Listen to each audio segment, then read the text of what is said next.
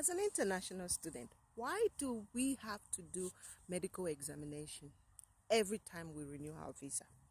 Why do we have to go through doing blood tests, urine tests, paying huge amount of to do medical examination when we already did it like 2 years ago, or maybe your visa is expiring 1 year after? You still have to do another medical examination. Why? Now, this is my story. When I was a student, we had to go through doing medical examination the several duration through the duration of my stay as a student in Australia. So I was actually transitioning from being a student to a permanent resident at that time. Now, here the story comes, the real gist. My son was about 2 years old, and we were asked to do medicals. And my son is very scared of needles. You cannot poke him with needles. He's very, very frightened of it. So we had to do it. So we went there, and the mom, held him down, and they were trying to draw blood from his vein. This boy struggled. I could not hold him down.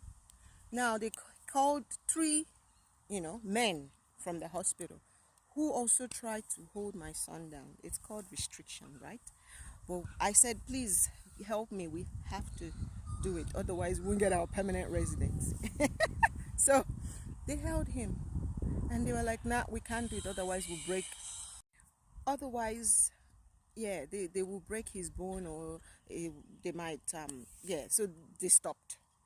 And the doctor said, sorry, we cannot continue this examination. I said, but we've told them they're not going to agree. Anyways, I contacted the immigration, and they said, through email, they said, sorry, if you don't do this examination, you guys cannot get your permanent residency, your visa approved.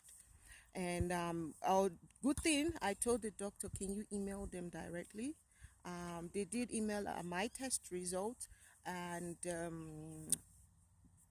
my daughter's test result, but it was left for my son, and they said your son was not going to be granted for permanent residency.